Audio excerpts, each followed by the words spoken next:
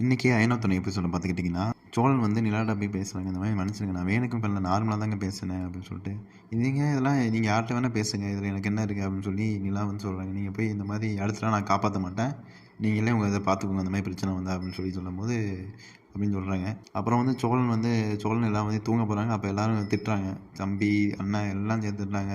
சேரன் வந்து திட்டுறாரு, இந்த மாதிரி நிலா வந்து நாங்கள்லாம் ஒன்று சேரணும்னு நினைக்கிறவங்க கூட, ஆனால் நீ அப்படி நடந்துக்க மாட்டேற, இந்த மாதிரி எல்லாம் பொண்ணு போய் பேசி இந்த மாதிரி பிரச்சனை எழுதிட்டு வர அப்படின்னு சொல்லி எல்லாம் சொல்லி திட்டுறாங்க. நாளைக்கு நீ நான் சொல்கிற இடத்துக்கு வரணும்னு சொல்லி கூப்பிட்றாங்க. அப்புறம் காலைல பார்த்தீங்கன்னா நிலா எல்லாத்தையும் டீ கொடுக்குறாங்க. ஆனால் சோழனுக்கு கொடுக்கவே இல்லை டீயை. இதை பார்க்குற சோழன் கடுப்பாகி உனக்கு மட்டும் டீ, உனக்கு டீ கிடையாதுன்னு சொல்லிட்டு 2 பேரும் சண்டை போட்டு டீ கீழே கொட்டிடுறாங்க. அப்போ நிலா வந்து திட்டுறாங்க, சோழனுக்கு டீ கிடையாது, நீங்கள் சோழனுக்கு வச்ச டீயை குடிச்சிடுங்க, இதை நீ போட்டு சுத்தமாக துடைக்கணும்னு சொல்லி நிலா வந்து சோழனை இது பண்ணுறாங்க.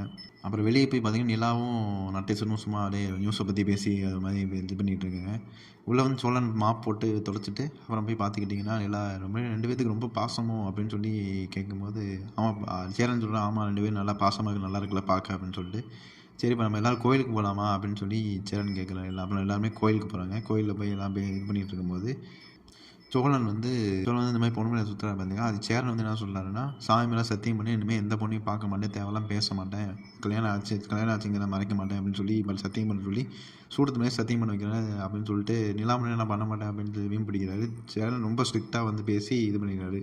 அப்பயும் திரும்ப அவன் என்ன பண்ணுறான், கோவிலில் ஒரு பொண்ணு தேங்காய் உடைக்க வந்திருக்கு, அந்த பொண்ணு வந்து தேங்காய் உடைக்க கஷ்டப்படுது, போய் திரும்பி ஹெல்ப் பண்ணுன்னு சொல்லிட்டு கையை பிடிச்சி இதெல்லாம் பண்ணிகிட்டு இருக்காரு. இதை எல்லாருமே பார்க்குறாங்க. இதோட இன்றைக்கி எபிசோட முடிக்கிறேன். நன்றி வணக்கம்.